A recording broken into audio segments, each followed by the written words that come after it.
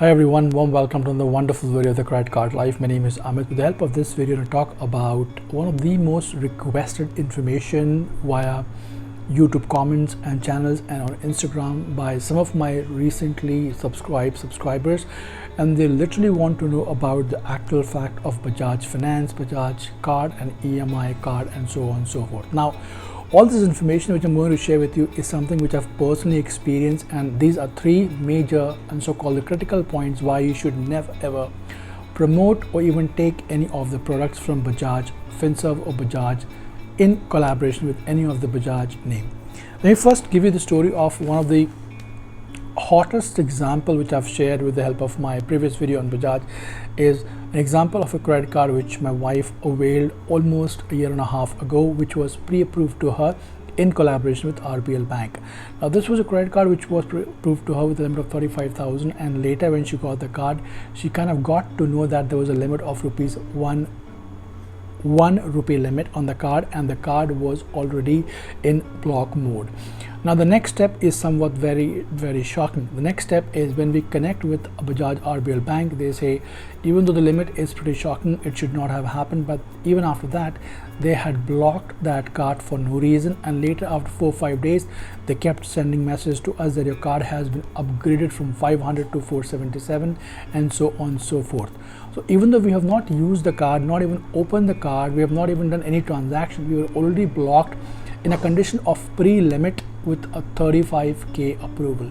And when you go ahead and talk to Bajaj Care and Services, the response is pretty pathetic because they really don't have a proper customer care, and that's why people have suffered and lost a lot of money when they went for Bajaj RBL credit card. That's situation and case number one, which has happened with me at my house, so I can vouch for it. Point number two, Bajaj EMI card. Even though these cards are not at all available or going great guns in the market, but a lot of people, a lot of middle class families and individuals have ended up buying product through EMI on Bajaj EMI card, and trust me, my own experience has been pathetic. I've done so much shopping with Bajaj EMI card and I've almost closed all my amount in advance tenure. But then there was one situation wherein we failed to pay one of the EMIs on due date, and that was again paid after a couple of days time. Owing to that particular information, they blocked the card of almost 80k limit, and post to which when we complained and talked to them about that we have not kept any balance or anything in pending with us, why don't you renew the card? The answer was no, we cannot, because you just bounced one particular EMI.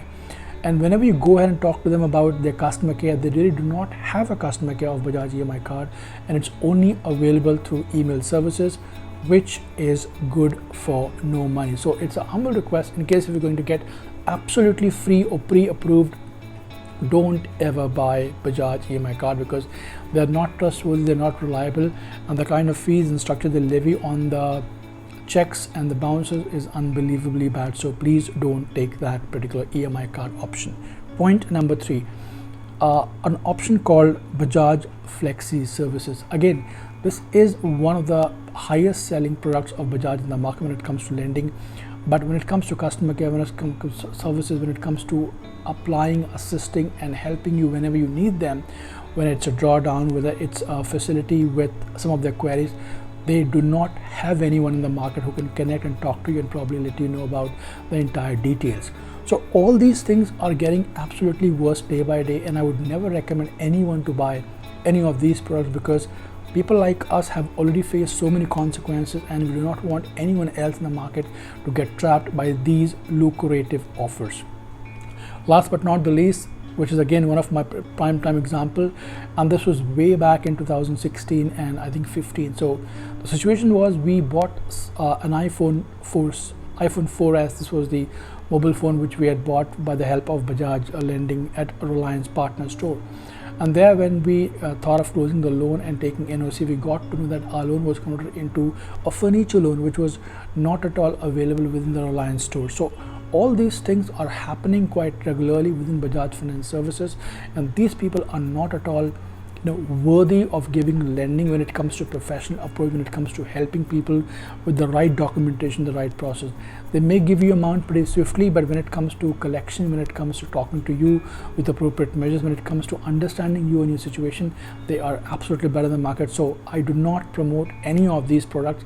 In case if you want to use it, please be very careful. They are not a good people to do any kind of financial services.